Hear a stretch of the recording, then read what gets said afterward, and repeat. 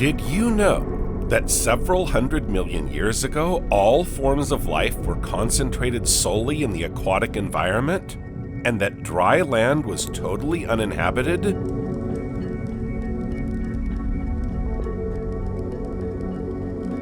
Today, life colonizes all terrestrial environments. Its traces can be seen on every continent and in every ocean. Whether on the highest peaks, in the most arid deserts, on the shores, or in the abyss.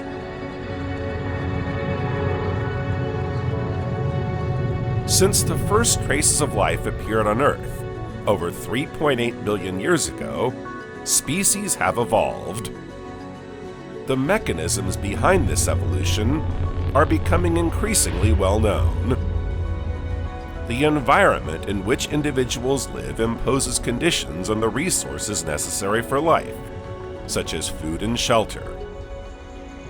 Environmental conditions are not always favorable to their development. Natural selection, therefore, comes into play. The best adapted organisms are favored, and it has to be said that the strongest, largest, or most voracious are not necessarily the winners. They reproduce and pass on the genes and characteristics that enable them to survive. The next generation is already endowed with these characteristics from the fittest organisms. This is how, over time, populations adapt to their environment through natural selection. Different life forms are constantly confronted with events that modify environmental conditions. This has been the case with every major mass extinction. The path of life is thus strewn with periods of evolutionary radiation and extinctions. The group of organisms in the reconquest are not necessarily those that dominated before. However, the history of life has been marked by a far-reaching change. From its beginnings in the oceans, organisms gradually colonized dry land. But this colonization didn't happen overnight. It took several stages for life to become truly and permanently established outside the ocean depths. How did this extraordinary transition come about? What incredible challenges did these evolutionary pioneers have to overcome to make this migration a success? Dear traveler, welcome. Today we're setting off on a journey back in time to discover one of the most exceptional evolutions in living beings, the emergence from the sea.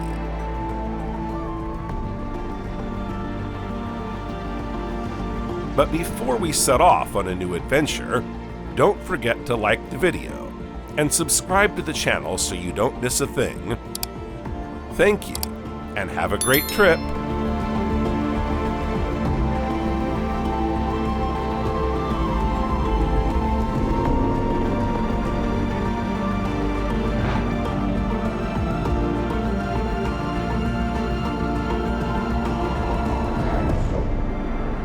The habitability of a planet, i.e. its capacity to host living organisms, is subject to the presence of liquid water. As far as we know, Earth is the only planet in the solar system that meets this requirement.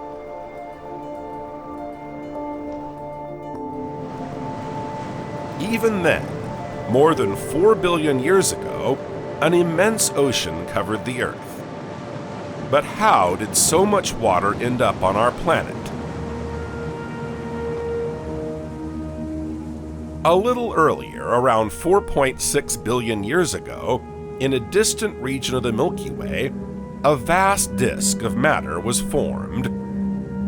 The gases, lumps, and grains that make up this disk concentrate to form the Sun, our star. The remaining matter coalesces to form planets and smaller objects, such as dwarf planets and asteroids. Proto-Earth is born at this point. Its atmosphere contains a lot of hydrogen, the main constituent of the protosolar disk. Some 50 million years later, Proto-Earth was hit by a massive object, a Mars-sized planetoid named Theia.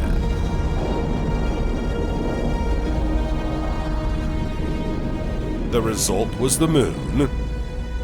Under the force of the impact, the light elements of the Earth's atmosphere are thrown off. A new atmosphere is created.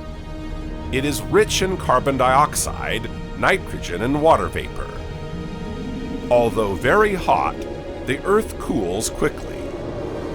The water vapor condenses and falls as rain, a continuous torrential downpour that forms the first single immense ocean.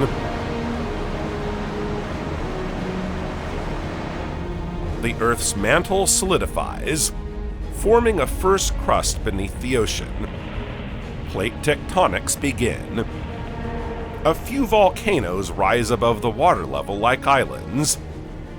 They are far more active than our present-day volcanoes. The Earth is still full of energy, compensating for the weakness of the Sun, still young and less powerful than today. If it hadn't released so much energy, and if the carbon dioxide in the atmosphere hadn't been so present, causing a major greenhouse effect, the water would have frozen. But it did remain liquid. This was followed by a long period during which our planet was hit by numerous asteroids. This event is known as the Great Lake Bombardment. It is likely that these impacts contributed to bringing additional water and even organic molecules to our planet. Then, over 3.8 billion years ago, these cataclysmic bombardments came to an end. It was at this point, or even a little earlier, over 4 billion years according to some scientific scenarios, that life appeared in its most primitive form. At that time, the Earth was made up of an immense ocean, highly active volcanoes, and small pieces of continent. The Moon was moving away from it, but had not yet reached its current orbit. It's 3 times closer. The tidal force is therefore immense, more than 20 times greater than today's tidal force. Added to this are violent winds. The ocean is warmer than today, but already contains sodium and chlorides. The ocean is already salty. Organic molecules are also present. Compared with our modern oceans, it also contains dissolved ferrous iron. All these elements present in the primordial ocean react to form longer molecules known as sugars. To build a living cell, we need proteins and nucleic acids as well as sugars. The basic building blocks of polymers, proteins, are easily synthesized, even in the primordial ocean. As for nucleic acids, the synthesis of their precursors is a little more complex. While the source of phosphorus in primitive oceans remains a mystery, that of sulfur certainly comes from active volcanoes or hydrothermal springs in the form of hydrogen sulfide. The late Great Bombardment may have brought some of these molecules with it via the many asteroids that struck the Earth.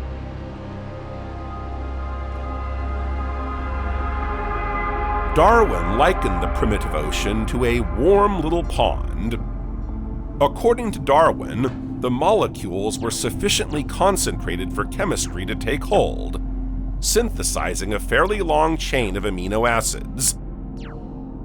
Then came the transition from chemistry to biology. At the bottom of the oceans, near hydrothermal springs, simple substances coalesce into increasingly complex molecules. These give rise to the first organism, in the form of a tiny primitive cell. It is thanks to this cell that the astonishing story of life begins.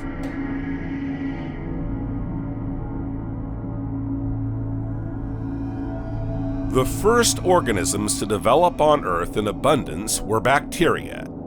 They live exclusively in the oceans. These organisms colonize warm environments such as the edges of hydrothermal springs or other extreme environments. They assimilate mineral matter by chemical reaction without the need for light or oxygen, and were able to survive in astonishing conditions.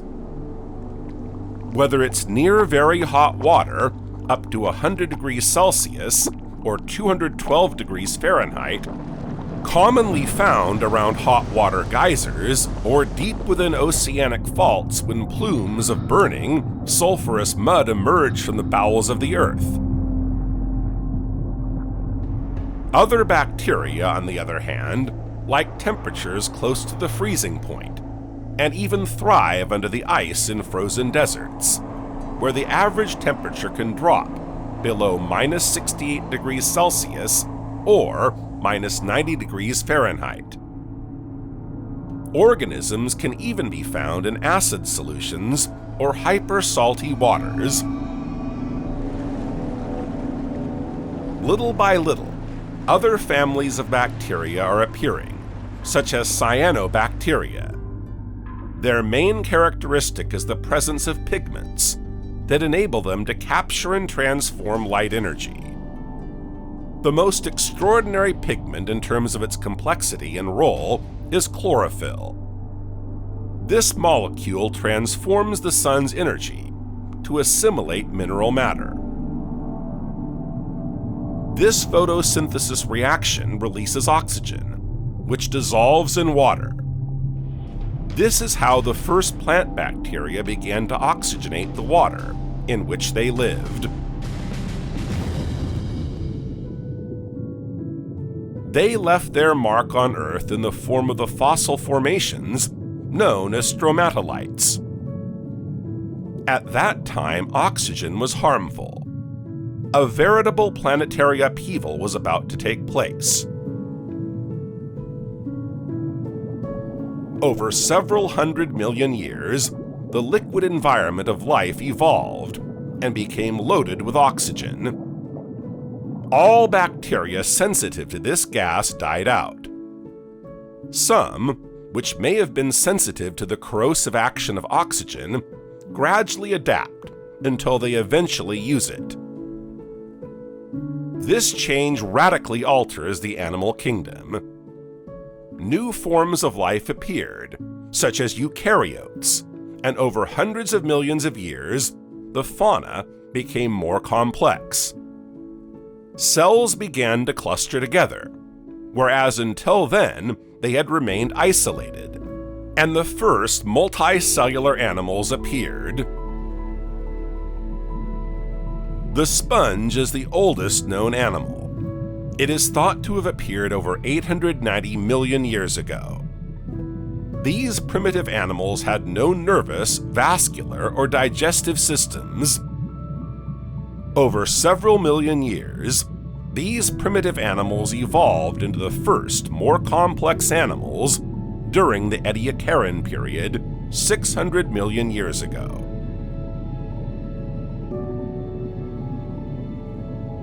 While living organisms were mostly simple, made up of individual cells, or sometimes grouped together in colonies, a veritable zoological Big Bang occurred during the Cambrian, between 541 and 530 million years ago.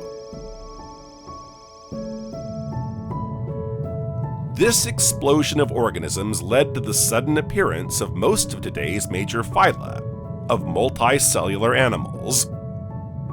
This event initiated a gigantic diversification of animal, plant, and bacterial classes and species.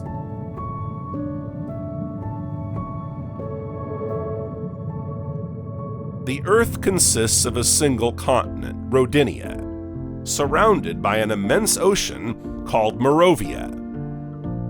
But this supercontinent is beginning to break up, and new pieces of continent are appearing. The largest of these will occupy most of the southern hemisphere, Proto-Gondwana. To the north, the other pieces form a large archipelago, with Laurentia, Baltica, and Siberia. The planetary climate is warm, around 25 degrees Celsius or 77 degrees Fahrenheit. In the center of Laurentia, Baltica, and Siberia, an ocean called Iapetus forms. In its shallows, animal life explodes. Most were soft-bodied animals such as worms and sponges, but there were also the first arthropods, distant ancestors of today's insects and crustaceans, ancestors of future cephalopods, as well as animals that had no descendants. They all evolved on the ocean floor. This new fauna now possesses internal and external organs such as eyes, legs, digestive system, antennae, mouth apparatus. A food chain now exists. Microorganisms such as trilobites form the bottom of this chain, and at the very top is a super predator, Anomalocaris. Anomalocaris is a genus of arthropods and the first known predator in the history of life. Its distinctive feature is its large, complete visual organs, compound eyes. 2 to 3 centimeters or 1 inch long, they have 16,000 facets. Its eyesight, though primitive, enables it to distinguish potential prey, which is already a formidable evolutionary asset. Its long, narrow body measures less than a meter. It is covered by a mineral-free exoskeleton and possesses a toothy mouth, flexible legs, and a long V-shaped tail, which must have enabled it to propel itself swiftly through the water. Its 28 lateral fins are arranged in pairs.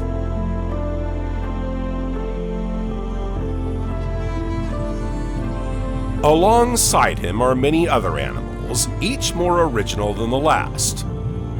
Less spectacular in terms of size, Hallucinogea sparsa has a long, slender, worm-like body, measuring up to 3 centimeters or 1 inch. A predatory ancestor of cephalopods, Nectocaris pteryx, is described as having a head with 2 eyes, 1 or 2 pairs of appendages, and an oval carapace at the rear. But the specimen that really catches our attention is the famous Picaea, a species of worm or eel just a few centimeters long. Its proto-dorsal spine suggests that it was the first animal of the chordate phylum, or even the precursor of the vertebrate branch. Today, however, there is no unanimity on this last point. This animal has a cord, a primitive spinal column running the length of the animal. It is from this cord that the muscles and organs that make up the animal are assembled. In the space of a few million years, all the pieces needed for the great adventure of the evolution of the animal world were in place. This Cambrian explosion was halted at the end of the period by an extinction caused by glaciation and a sudden change in temperature. Nearly 40% of species became extinct. Although ecological niches were left vacant, they were rapidly taken over by surviving species during the Ordovician period, leading to evolutionary radiation. Glaciation lowered sea levels and increased the number of shoals. The surviving species multiply, and although the ocean is calmer, it soon becomes populated by animals of all kinds.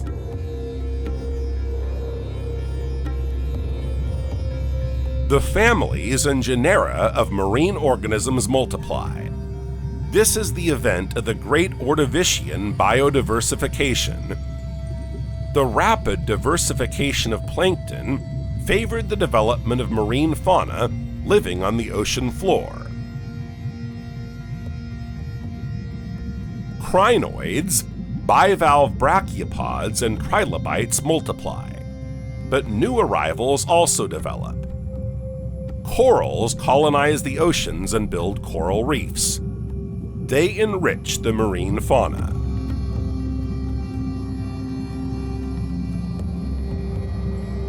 Land seems lifeless, and yet, on closer inspection, a few lichens are beginning to set their sights on it. A lichen is a fungus associated with an algae that grows where no plant can live. The fungus and the algae live in a symbiotic relationship, rather like coral. The fungus protects the algae. It protects it with water and mineral salts. The algae produces sugars and other products that it shares with the fungus. They can be found on rocks by the sea or on cooled lava. At first sight, nothing very extraordinary, and yet, when they rot, lichens leave debris that forms a soil rich enough for moss and other plants to grow.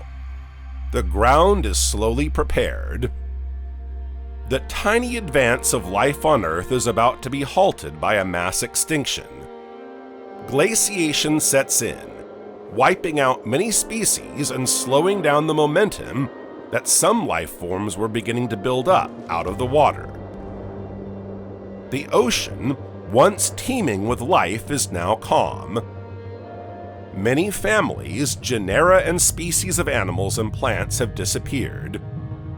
There's a kind of void, but nature hastened to fill it, and the surviving species underwent an evolutionary radiation. The continents continue to move. Siberia, Baltica, and Laurentia, which had formed a mega-archipelago, moved closer to Proto-Gondwana. Over time, they formed the supercontinent Laurasia.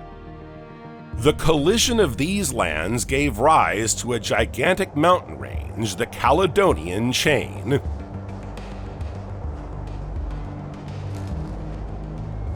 Then the ice began to melt. Ocean levels rise, and certain species develop considerably. With the ice cap gone, the climate becomes mild again, with temperatures around 20 degrees Celsius or 68 degrees Fahrenheit.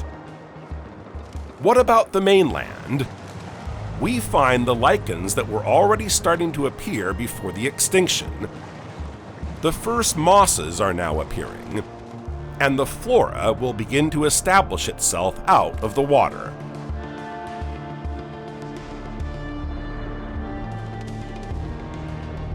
While life abounded in the depths of the sea, the landscape on land at the time consisted of bare, windswept rock as far as the eye could see.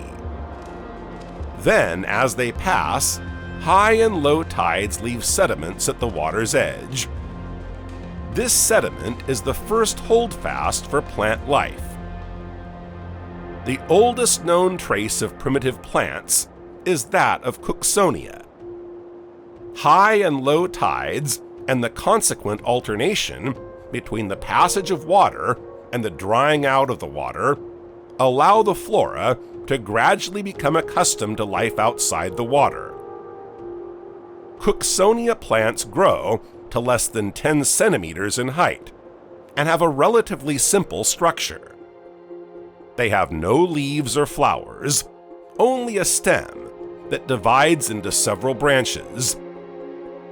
Each branch ends in a rounded sporangium containing the spores. A priori, it has no roots and is attached to the ground by radicals, fine superficially concentrated roots. Cooksonia plants release their spores into the air to reproduce. Cooksonia and the other primitive plants are confronted with the phenomenon of gravity, a physics that is new to them. They evolved by developing a hydraulic internal skeleton and a protective layer of wax. They are better able to support their own weight and cope with drought. The cuticle prevents the plant's water from evaporating, but it also forms a layer impermeable to carbon dioxide and oxygen. Over time, plants will develop tiny openings called stomata, enabling them to breathe through the air. Some have cells to distribute water and nutrients to higher organs, but at the time of the first plants, the soil was poor in nutrients. So plants develop rhizomes, like roots, to draw the food they need from the ground. Even though the soil was still almost non-existent, plants themselves helped to build it by breaking down the rocks on which they ventured. A little later, they develop outgrowths to increase the surface area exposed to solar energy.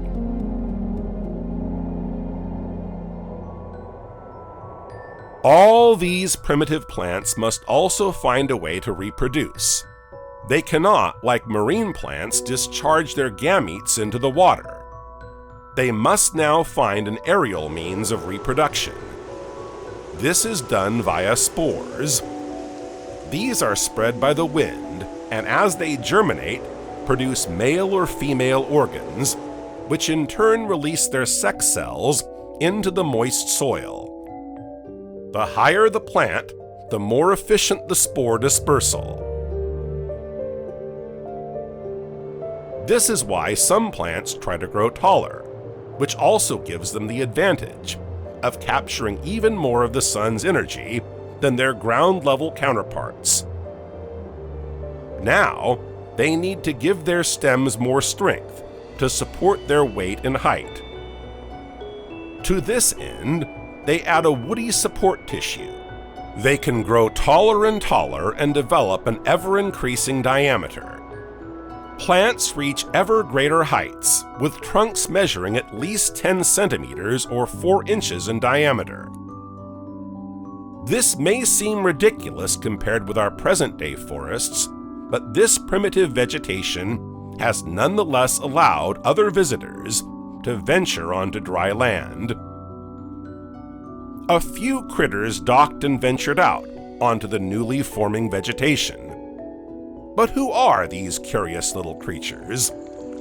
Probably earthworms, as life teems in the mud, or even mites. But the first real fossilized traces discovered are those of an extinct species of arthropod.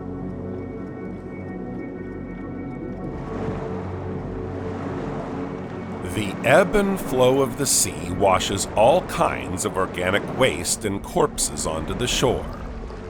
This highly attractive food is a great incentive for carnivorous organisms to leave the waters.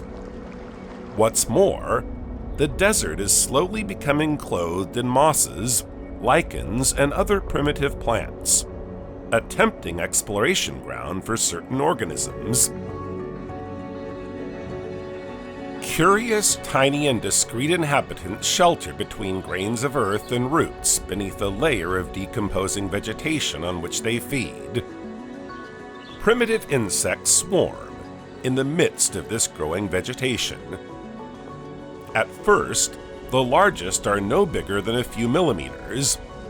They look like springtails, the pancrustaceous jumping arthropods that populate our land today. Some are carnivores, feeding on the corpses of other animals, and others feed on plants, but none seem to attack them until they have rotted. Living plants certainly contain toxins they couldn't survive. It is these little beasts, so insignificant at first sight, that will eventually populate the whole Earth. Today, there are over 1.3 million known species of insect. They occupy almost every ecological niche. But this dominance didn't happen overnight.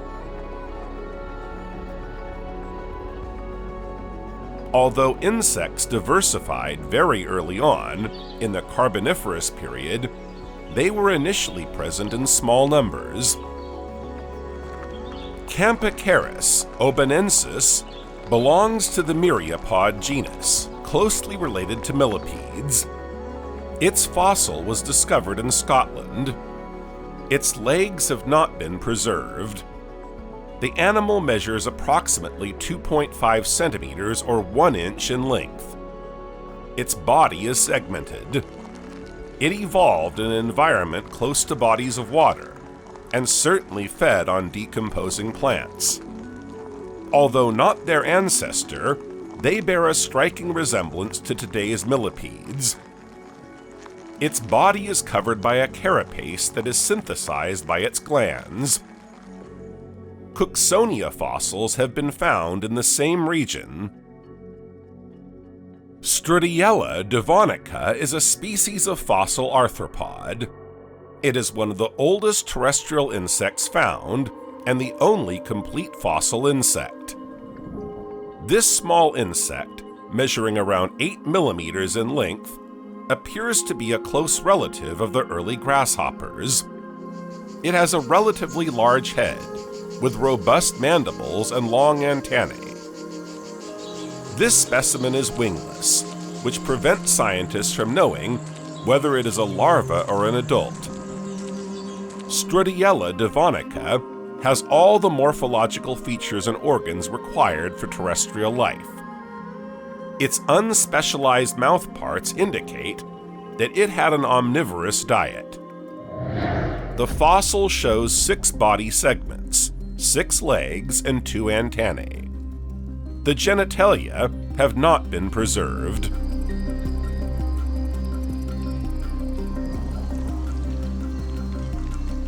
The first arthropods to set foot on Earth were faced with a number of difficulties.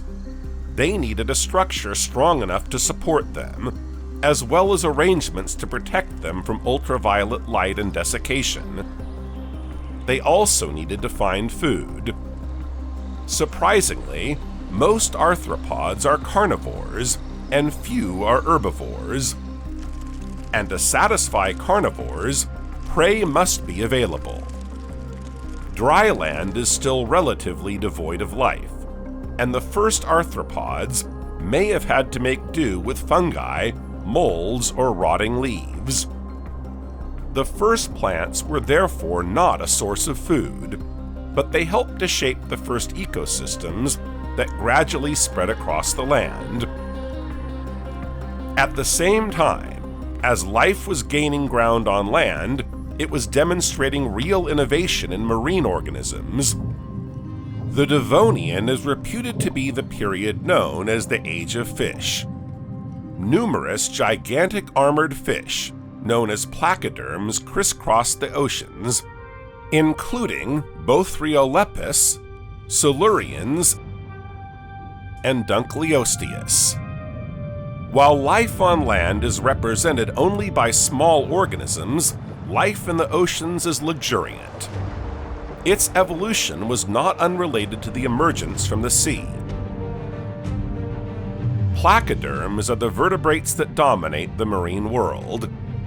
They are highly diversified, frequenting both reefs and the open sea.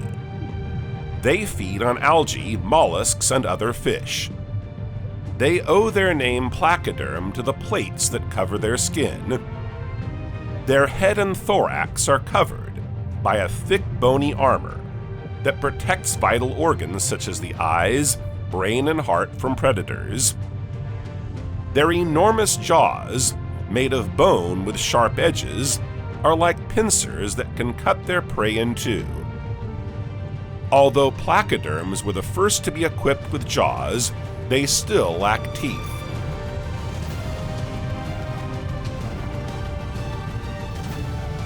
Around 400 million years ago, the group of jawed fish diversified into two major groups. On the one hand, cartilaginous fish, from which sharks, rays, and other chimeras evolved, and on the other, bony fish.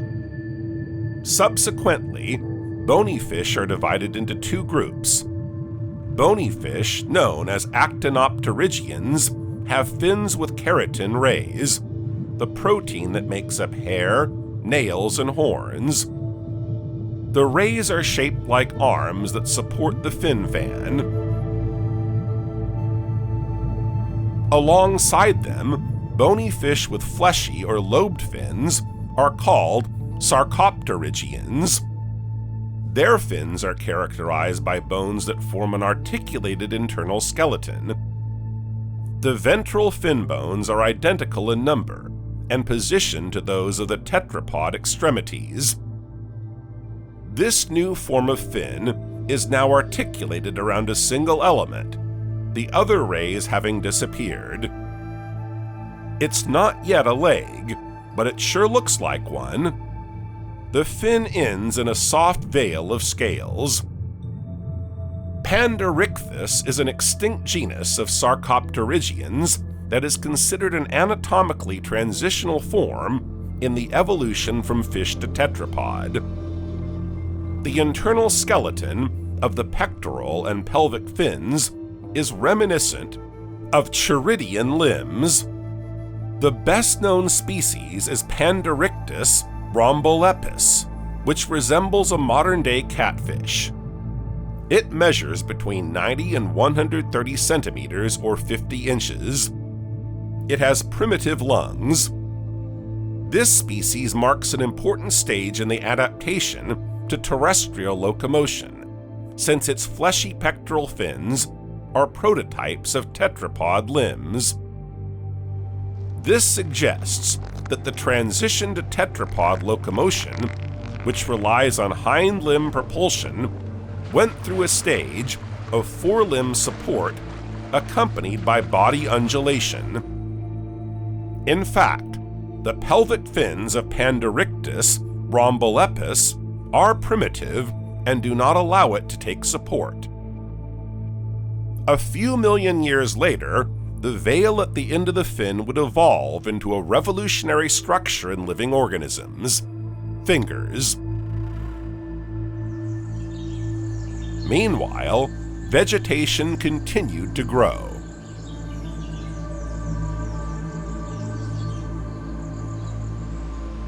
Primitive plants have grown so much that they can now be called trees. It took a good 50 million years for the first giant ferns, calamites, and lepidodendrons to reach heights of over 30 meters or 100 feet. At this size, the trunk is reinforced with wood and bark, like that of today's trees.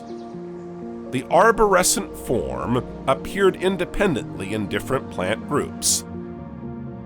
Archaeopteris is like a fern with a coniferous trunk.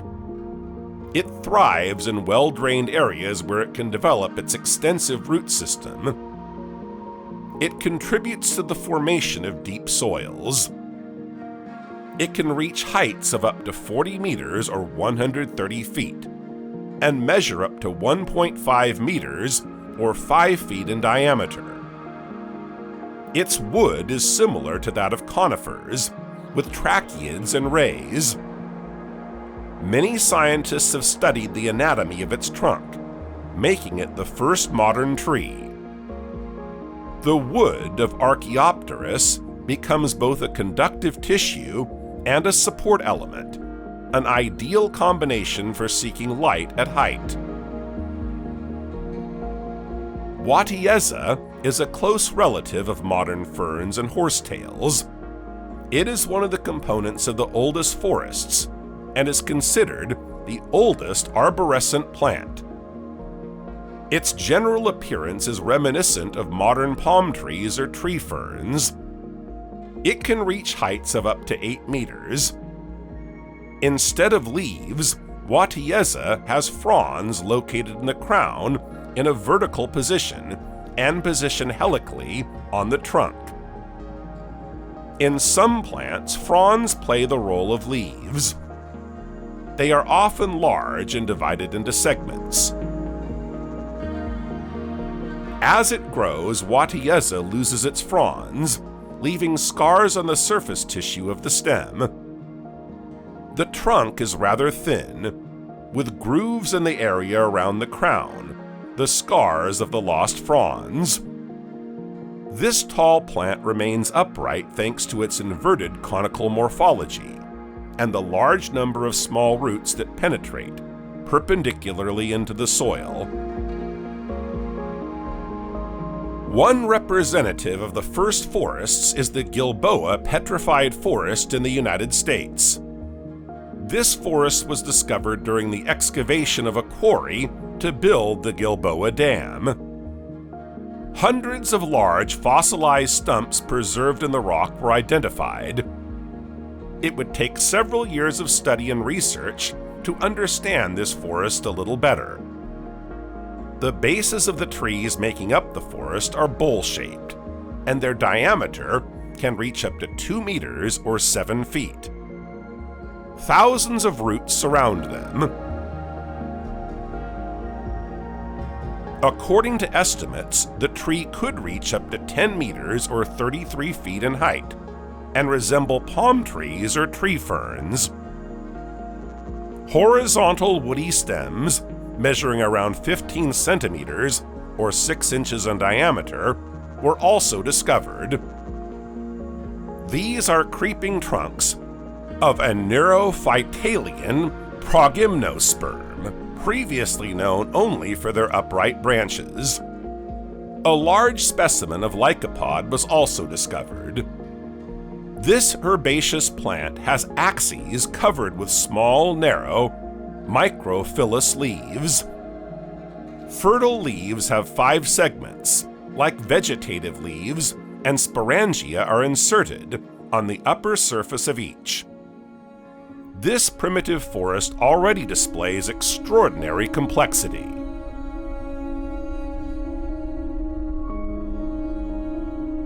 The Tiktaalik roseae is the only known species of Tiktaalik, which literally means great fish of the low waters. The Tiktaalik has all the characteristics of a fish. It has scales and gills, but its triangular, flattened head and unusually shaped fins stand out. In fact, in addition to the fine ray-shaped bones that all fish have for paddling, the fins have much stronger internal bones, enabling the animal to wedge itself in shallow water, using its limbs for support.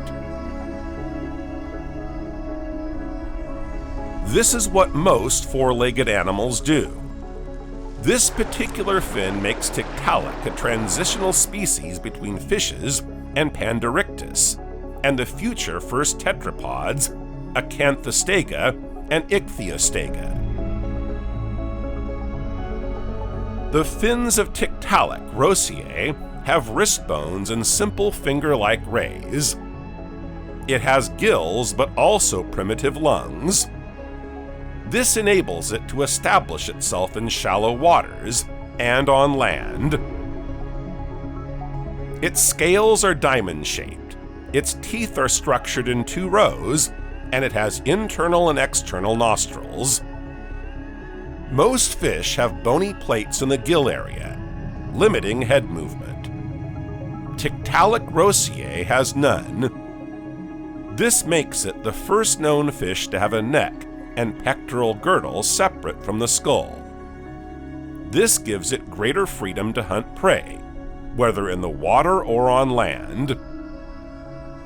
The rays of Tiktaalik roseae's pectoral fins, those that evolved to form the front legs of tetrapods, have become more robust, and an asymmetry has developed between the rays on the ventral and dorsal sides. The latter become wider and more numerous than the former. This characteristic has resulted in a fleshy, palm-like part that the animal can use to hold itself up on the ground or in rivers. This suggests the presence of muscles under the fins to support the animal's weight when pulling itself up in the open air.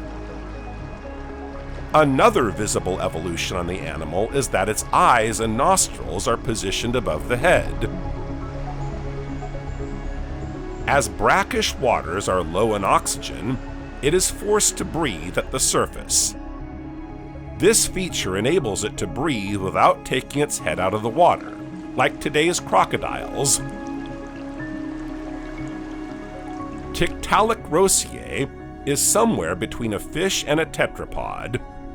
Its anatomical characteristics make it an intermediate species.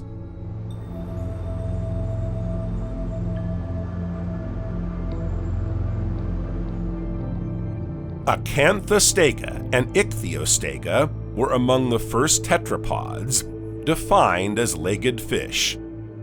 They were aquatic animals with gills, but their 8-toed legs enabled them to navigate muddy, cluttered environments out of the water. Acanthostega is considered one of the first terrestrial vertebrates. It has charidial limbs, articulated locomotor appendages equipped with fingers, an anatomical feature of the first tetrapods. Acanthostega measures around 60 centimeters in length.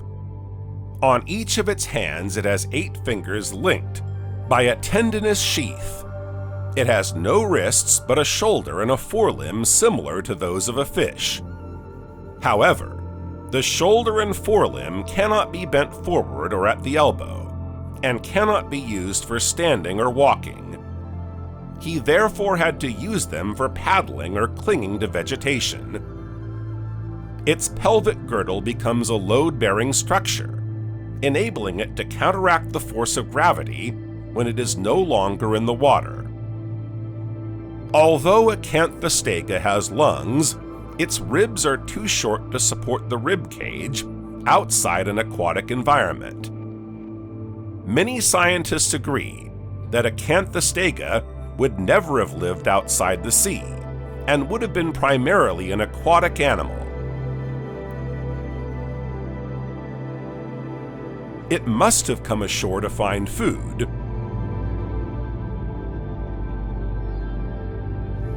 Its jaw shows a difference from that of fish, which would have enabled it to feed on food either out of the water or on land.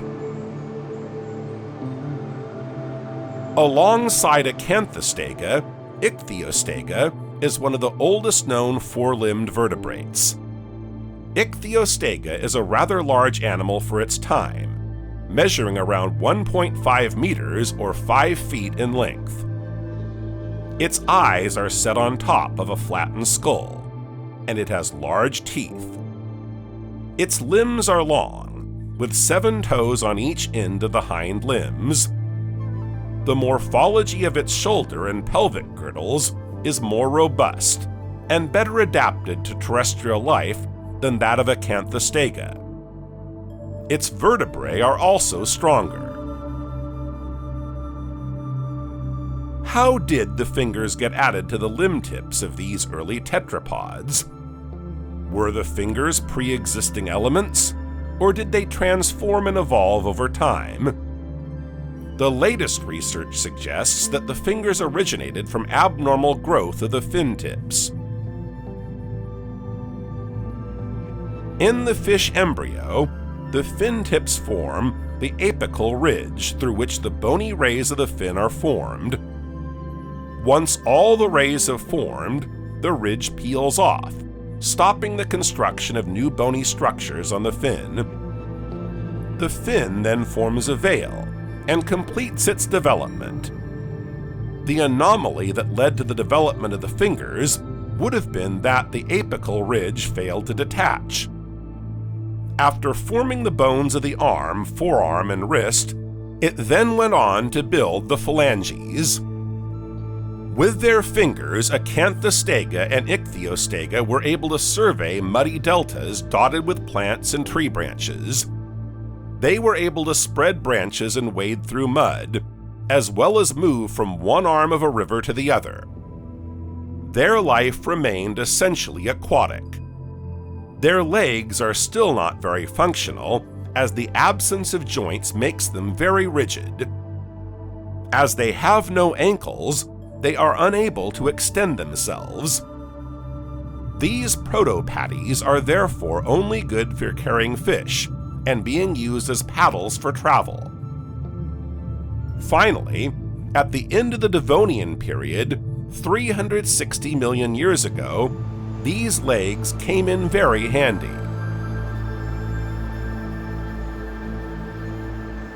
Terrestrial environments became increasingly vast as ocean levels dropped.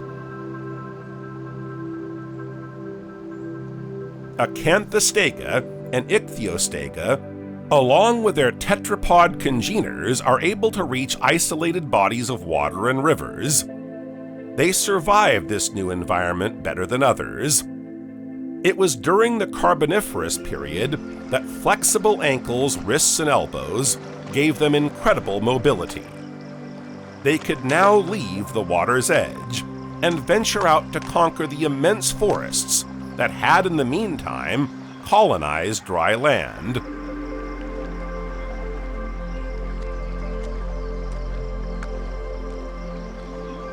Soon after Acanthostega and Ichthyostega, sea scorpions and spiders reached dry land.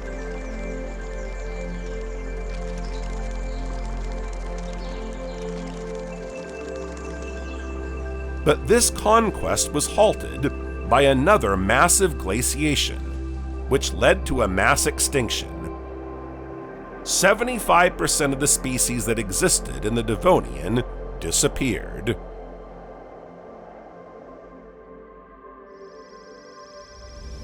The Earth emerges from a major mass extinction, resulting in the death of many animals.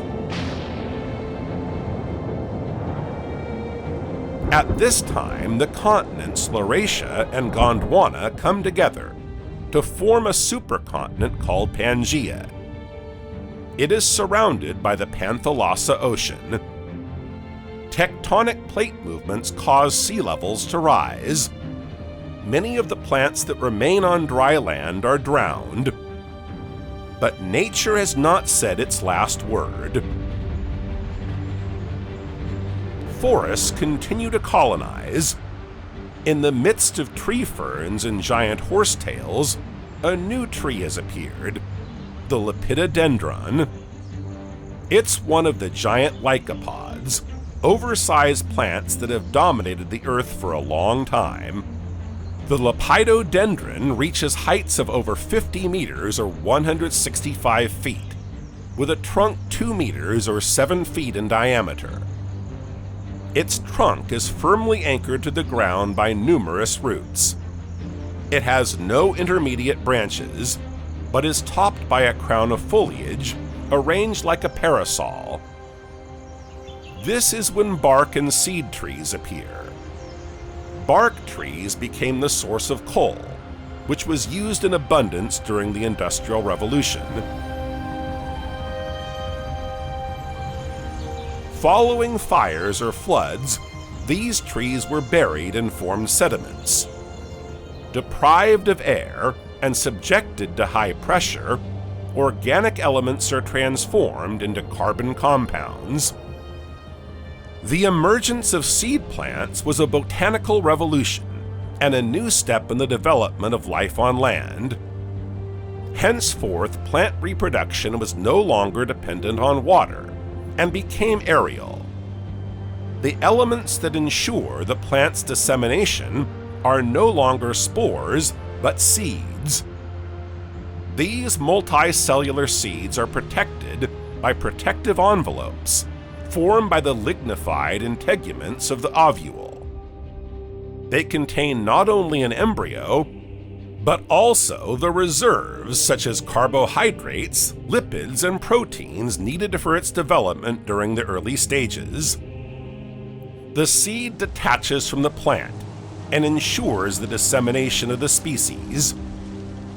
Their tiny size and hooks enable them to attach themselves to animals, while their appendages provide a grip on the wind all characteristics that facilitate dispersal.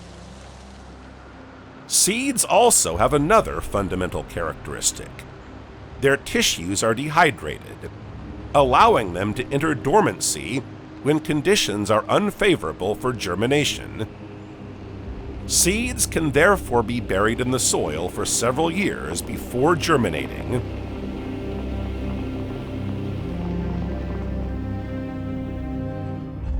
Animals continue to develop and adapt to dry land.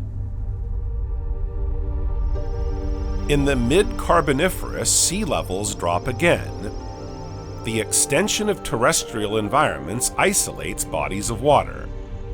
But tetrapods now have limbs that can bend, and they adapt very well to this new environment. They also have lungs and are ready to conquer the gigantic Carboniferous forests that offer them a moist, shady environment in which to live. Amphibians were the first tetrapods. They were able to live both in water and on land. They had lungs to breathe air, but they also had to lay their eggs in water. But a new phylum appeared during the Carboniferous period, the reptiles. These were the first tetrapods to be fully adapted to life on land. They had a body covered in scales that protected them from predators and the elements.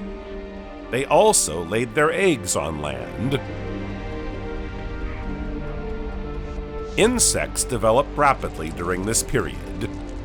Insects have diversified very rapidly since they first appeared. By the Carboniferous, they accounted for at least 60% of biodiversity. In just a few million years, this group outnumbered their main terrestrial competitors. Their secret? A very useful feature for survival in this world of predators: wings.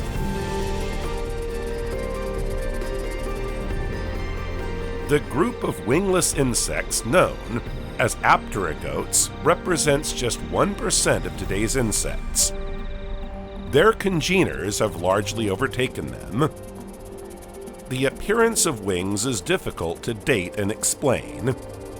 Perhaps they were gills, modified to enable aquatic organisms to fly short distances? This is just one hypothesis among many. What is certain is that thanks to their gravity-defying wings, insects were the sole masters of the air for several million years.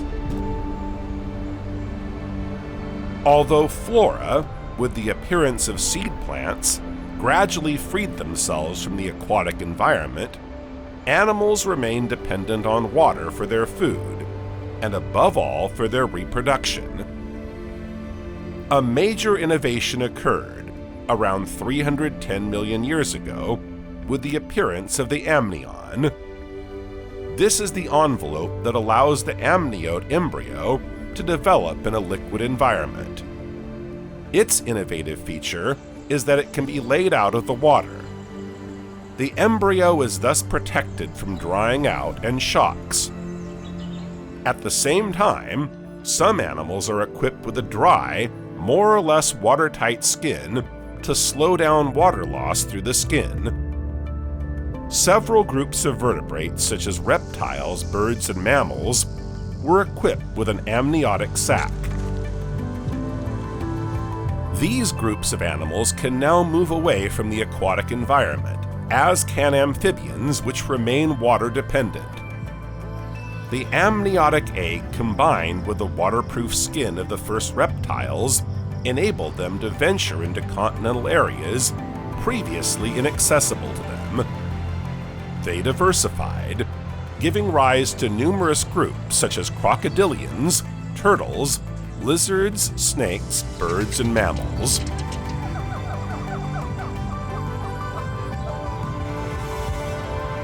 The appearance of the first flowering plants in the history of life on Earth is very difficult to date, as they are difficult to fossilize.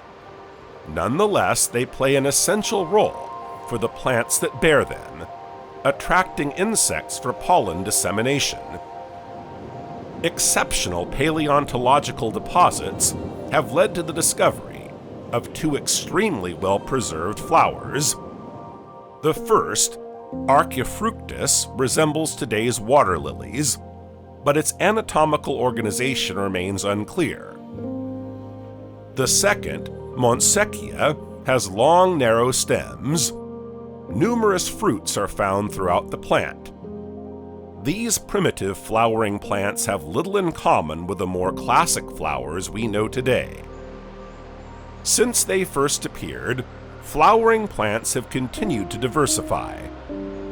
Today, there are over 270,000 species in all environments, whether on land or in water. They range in size and shape from orchids to oak trees. By comparison, the fern group comprises 10,000 species, and the pine and associated species group around 750. And yet, these two groups are much older than flowering plants. The latter are therefore a true evolutionary success story. This is perhaps due to the way flowering plants reproduce, enabling them to rapidly colonize all types of environment. Fauna and flora are now well established on land. Although they will suffer disasters over the years, leading to more or less profound modifications, nothing will totally wipe them out. What are the effects of this outflow of water on the Earth?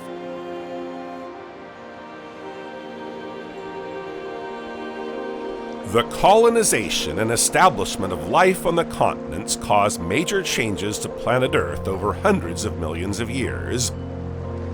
Land plants were the first to colonize the Earth outside water. Their roots contribute to soil formation. They break up rocks, facilitating the concentration of organic matter. Soils are essential for plant growth and have important geological implications, particularly with regard to erosion and land stability. Plant roots help prevent soil erosion by stabilizing the soil. Forests and meadows help to slow the flow of water. Particles transported by watercourses can thus be sedimented. This contributes to the formation of sedimentary rock. Certain living organisms, such as lichens and bacteria, promote the chemical alteration of rocks by releasing organic acids that can dissolve minerals. As a result, rocks disintegrate and soils are formed. Living organisms are mainly made up of carbon, hydrogen, nitrogen, and oxygen. When they die, organic matter is decomposed by microbial activity. If this happens in an aerobic environment, all the carbon is converted into carbon dioxide, and mineralization is complete. If, on the other hand, this takes place in an anaerobic environment, mineralization stops as soon as all the oxygen initially present has been consumed. Most of the biomass undergoes total mineralization. The remaining 1%, which sediments, is the source of oil, natural gas, and coal. In this way, the accumulation of plant debris in rapidly sedimenting areas during the Carboniferous period created large reserves of carbon that are used today in the form of coal. The weathering of limestone can then be accelerated, leading to the formation of caves. Caves are underground voids of varying sizes. Microbial activity in the soil contributes to the production of carbon dioxide.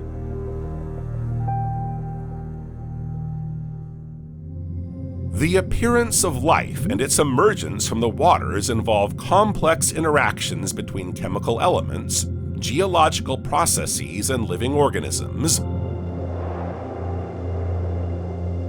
This has had a major impact on the establishment and evolution of biogeochemical cycles.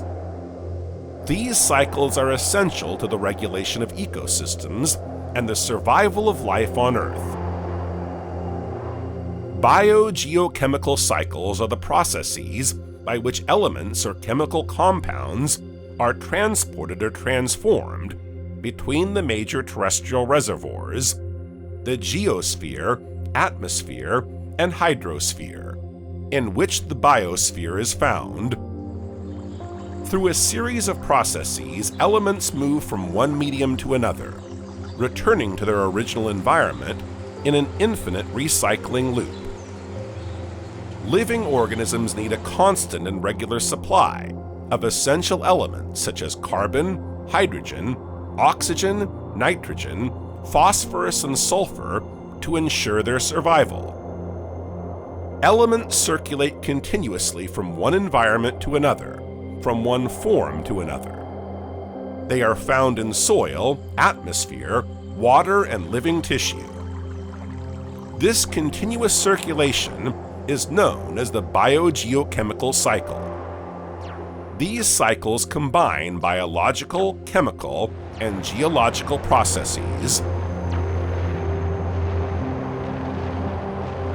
Biological processes are defined as respiration or digestion. Chemical processes are combustion or synthesis reactions. The latter two take place over relatively short periods of time. Geological processes, on the other hand, occur over much longer timescales and are defined by erosion or sedimentation.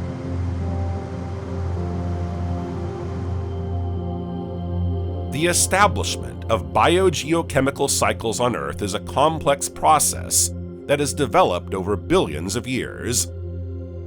These cycles have evolved in response to interactions between chemical elements, geological processes, living organisms, and terrestrial, aquatic, and atmospheric environments. The colonization of land by plants and animals has had a major impact on biogeochemical cycles. Many mechanisms are involved, but let's take a look at the four most important cycles. The carbon cycle. The significant greening of continents apart from the polar and desert regions is a major change in Earth's history. This conquest of land by plants is not without consequences, as terrestrial plants are important players in the carbon cycle. Plants use carbon dioxide from the atmosphere to form their own living matter through the process of photosynthesis. In addition, their root cells breathe and release some CO2 into the soil. This creates acidic solutions in their vicinity and encourages the weathering of rocks, which in the long term traps carbon dioxide in the atmosphere. The development of terrestrial vegetation also deepens soils by a few centimeters to 1 meter on average.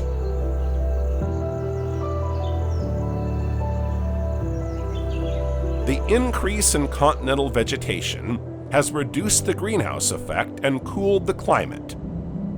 In the long term, dead organic matter accumulates on the soil in the form of plant biomass, helping to form soils rich in organic carbon. This is then buried and transformed into fossil fuels, such as coal, oil, or natural gas. This transformation requires soil carbon sequestration.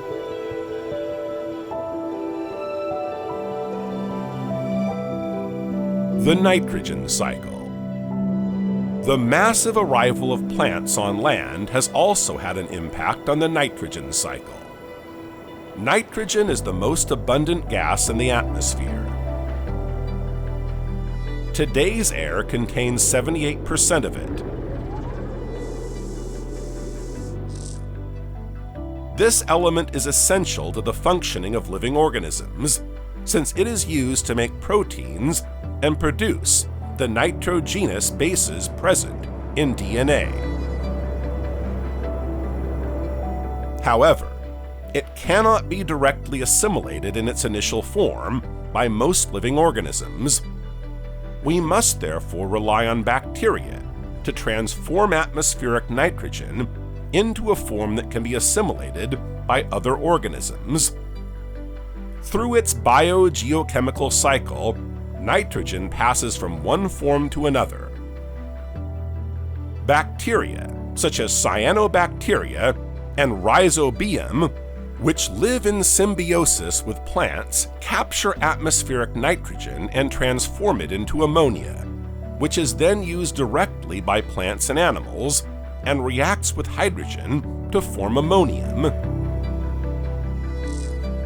Oxidation reactions then come into play, with some bacteria oxidizing ammonium to form nitrite, while others oxidize nitrite to form nitrate. Transported in soil or water, nitrate and ammonium are captured by plants through their roots.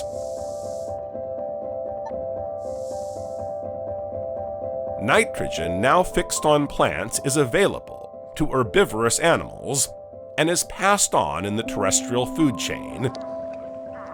Carnivorous animals ingest nitrogen by feeding on herbivorous animals. Nitrogen is then present in plant and animal waste. Certain fungi and bacteria decompose it and produce ammonia, which dissolves to form ammonium.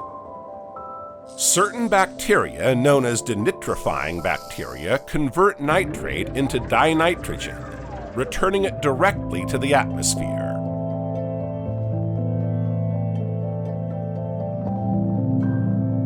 The phosphorus cycle. The phosphorus cycle was greatly disrupted when living organisms colonized dry land. Phosphorus is essential to life. It is a basic material in DNA, bones, shells, and teeth. The phosphorus cycle is sedimentary, meaning that it does not involve atmospheric processes, as it has virtually no gaseous components. The main source of phosphorus is the erosion of sedimentary rocks.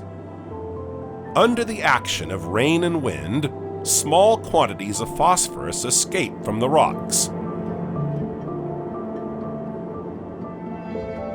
It is released in the form of dissolved phosphate and enters the food chain, starting with plants. The latter directly assimilate this essential element for their growth. Herbivores then feed on the plants, which are then eaten by carnivores. Phosphates are returned to the soil via animal feces and urine, as well as through the degradation of animals and plants once they have died.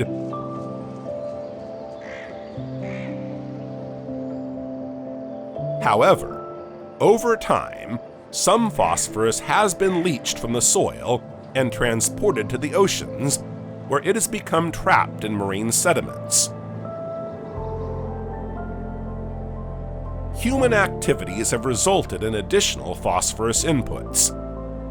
The mining of these phosphates for fertilizer production has altered the phosphorus cycle, leading to environmental disturbances such as eutrophication of watercourses. Water quality declines, affecting the ecosystem and the aquatic environment.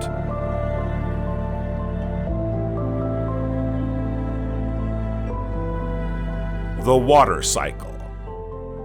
The proliferation of terrestrial vegetation has influenced the water cycle by promoting evapotranspiration. This is the process by which terrestrial liquid water is returned to the atmosphere in gaseous form. This water comes from the sublimation of snow, the evaporation of free water, or water buried in the ground, and also from plant transpiration. How do plants, and trees in particular, transpire? You've probably noticed how nice and cool it is in the heart of a forest when it's hot.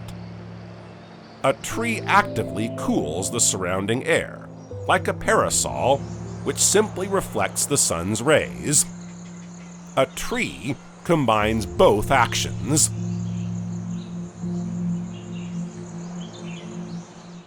To grow, Plants need nutrients and CO2, which they absorb and store through photosynthesis. Sap circulates through the tree, transferring mineral salts to the leaves for photosynthesis. Transpiration is the driving force, transporting water and nutrients to the leaves. Sap flows are regulated according to plant needs and climatic conditions. Transpiration takes place in the leaves, at the stomata, and in the lenticels on the bark of trunks and branches. Depending on environmental conditions, stomata may close to avoid excessive water loss. Nevertheless, the quantity of water released by a tree during evapotranspiration is very significant. For an oak tree, this amounts to 1,000 liters of water per day. Evapotranspiration is an essential component of the water cycle. Although it represents only a small part of the overall water cycle, it is fundamental. It transfers water from the soil and vegetation to the atmosphere.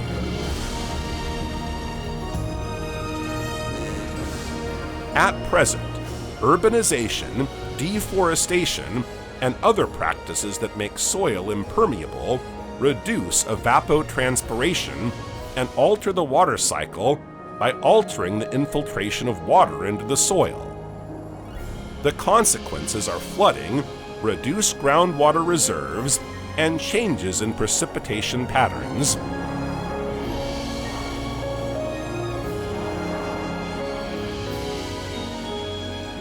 Life could not emerge from the water until it had a shield to protect it from the sun's ultraviolet rays.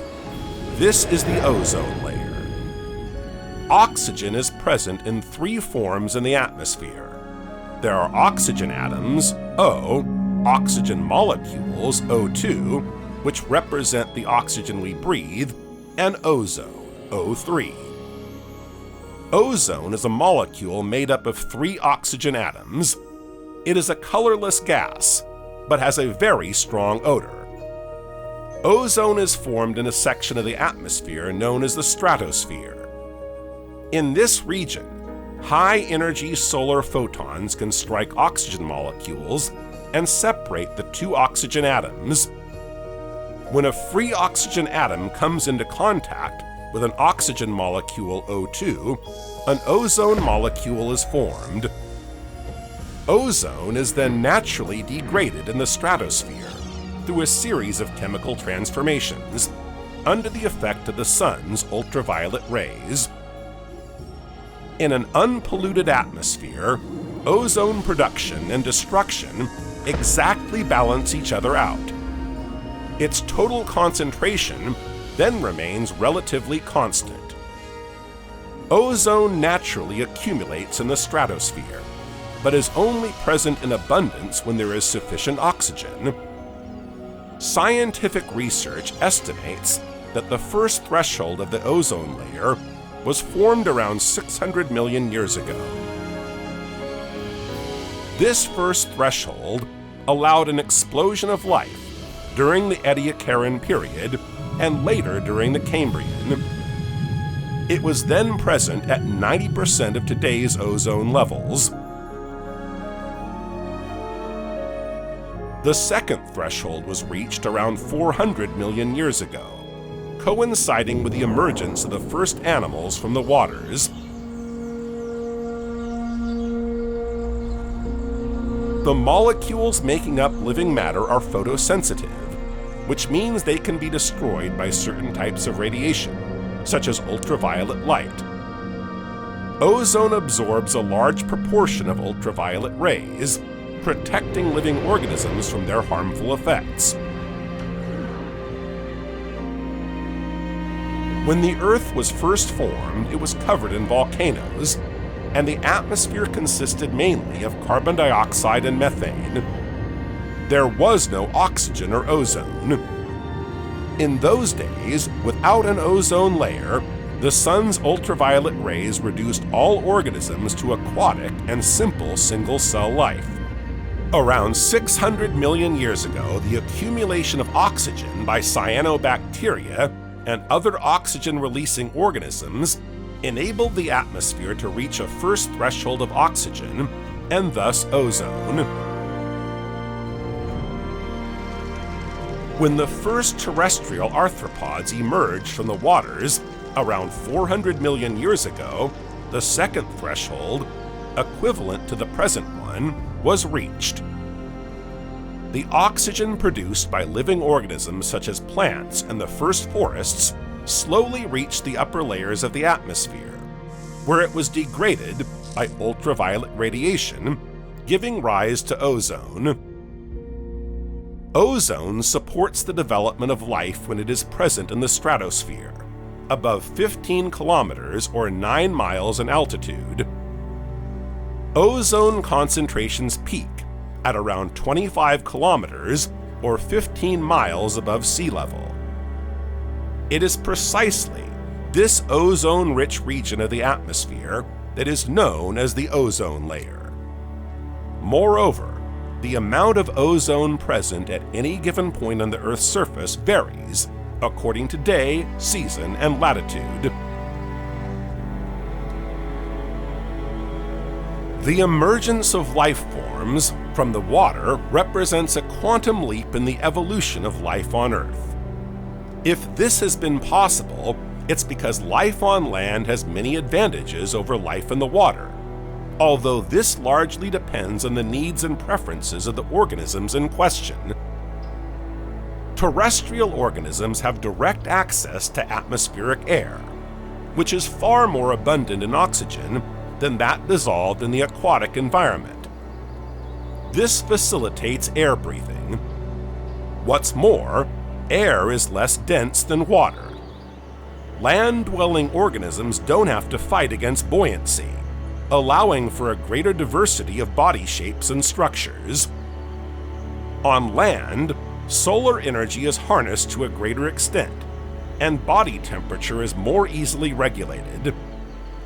Its direct use for photosynthesis is an advantage over aquatic organisms, which receive limited energy from the depths.